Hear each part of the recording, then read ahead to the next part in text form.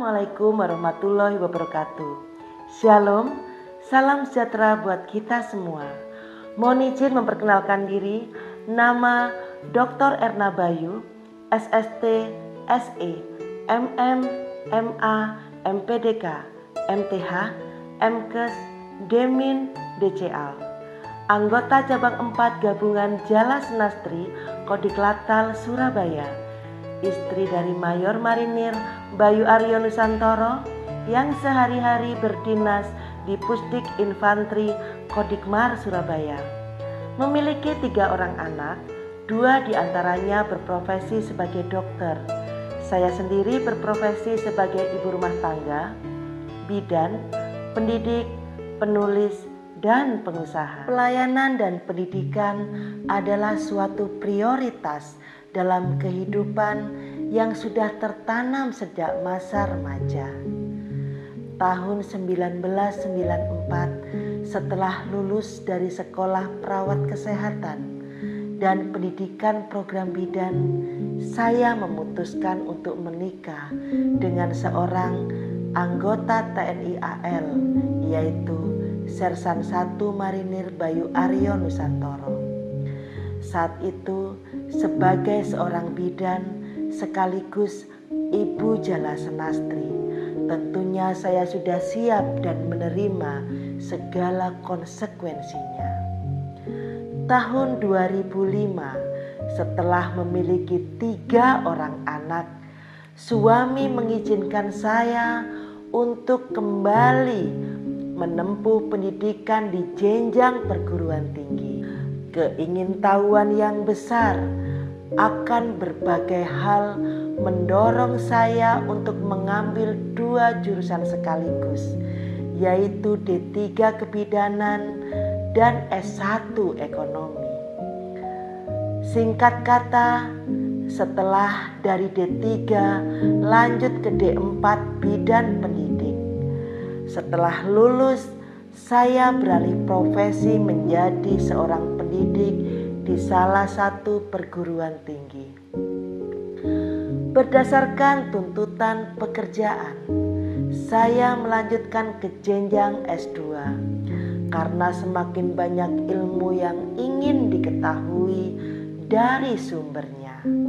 Maka saya termotivasi untuk kuliah 2 hingga 3 jurusan dalam satu periodenya. Singkat kata, selama 18 tahun saya meraih 1 gelar diploma, 2 gelar S1, 5 gelar S2, dan 3 gelar doktor yang saya raih dalam waktu 18 tahun tanpa berhenti. Bagi saya, kuliah adalah hobi, apalagi jika nilainya sangat memuaskan, cum laude atau summa cum laude, membuat semangat saya semakin membara dan sekaligus menular ke anak-anak saya. Selama kuliah, karena mengambil jurusan yang berbeda dan strata yang berbeda, tentu suka dukanya banyak, khususnya adalah dalam pengaturan waktu, dana, dan tingkat stres yang tinggi. Sempat sakit saat mengambil jurusan yang berbeda dalam satu waktu. Puji Tuhan, semua sudah terlampaui dengan baik. Untuk memenuhi tridharma perguruan tinggi, sebagai seorang pendidik, saya diwajibkan untuk melakukan pengabdian masyarakat, yaitu melakukan penelitian, menulis, berorganisasi adalah kegiatan rutin yang harus dijalani. Lebih dari 20 buku saya tulis, sebagian ada di beberapa toko besar di Indonesia dan beberapa yang berbahasa Inggris. Beberapa jurnal berskala internasional juga saya tulis. Bahkan hingga mengelola organisasi perempuan, yaitu Komunitas Kain dan Kebaya Indonesia, juga saya lakukan. Di tahun 2018-2019, saya mulai tertarik dengan pengabdian di luar Jawa. Lokasi yang saya pilih adalah NTT. Ratusan nakes yang di NTT adalah alumni dari tempat saya mengajar.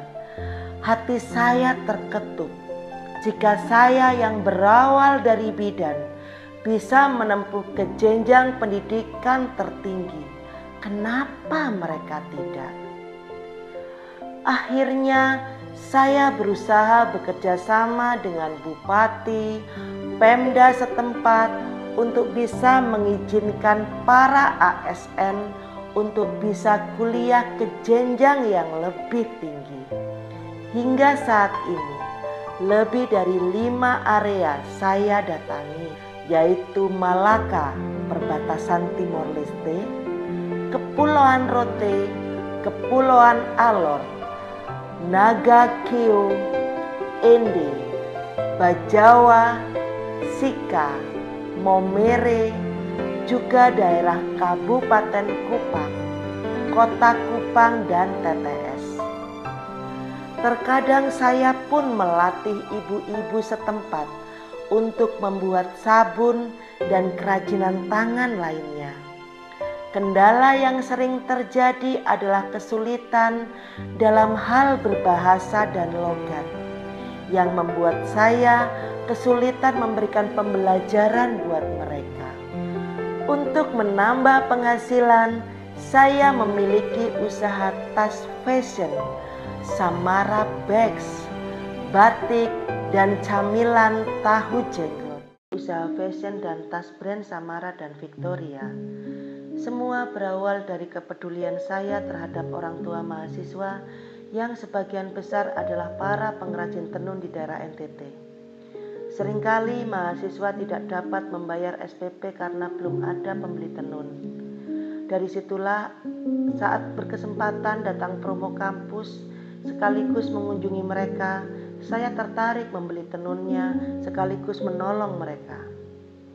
Awalnya hanya beberapa lembar, lama-lama jadi banyak.